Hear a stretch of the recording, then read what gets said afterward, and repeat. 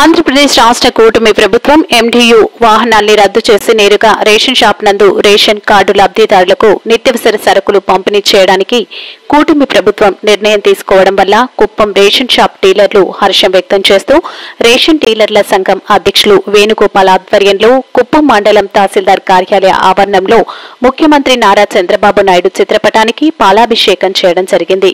ఈ యొక్క కార్యక్రమంలో డీలర్ల కమిటీ సభ్యులు కమల్, రమేష్, పద్మనాభం, మురళి, ఆనంద్, ఎత్తురాజులు, మణి, హరి, కవితారాణి, దామోదరం రవి తదితరులు డీలర్లు పాల్గొన్నారు।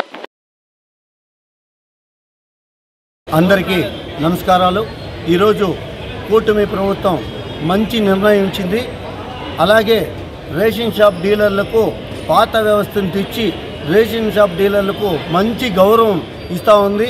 ఈ గత ప్రభుత్వంలో రేషన్ డీలర్లని కార్డుదారులని దూరం చేశారు।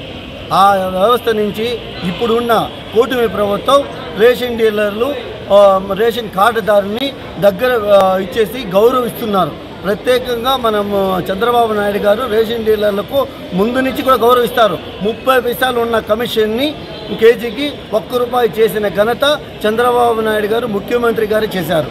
అలాగే మన సంచులకు కూడా ముందు రిటర్న్ తీసుకొని డబ్బులు లేకుండా ఉండే దీంతో ఆయన సంచులకు కూడా డీలర్కే ఇచ్చే విధంగా ఆయన చర్యలు తీసుకున్నారు, జీవో తెచ్చారు। అలాగే అమాలిస్ లేబర్స్ మన రేషన్ డీలర్ ఇస్తున్నారు। ముందు ఆ ముఖ్యమంత్రి గారు రేషన్ డీలర్ దించుకునే కూలి కూడా లేకుండా జీవో తెచ్చి ఆయన మన డీలర్ని కాపాడే ప్రభుత్వం ఏదైనా ఉందంటే కూటమి ప్రభుత్వమే।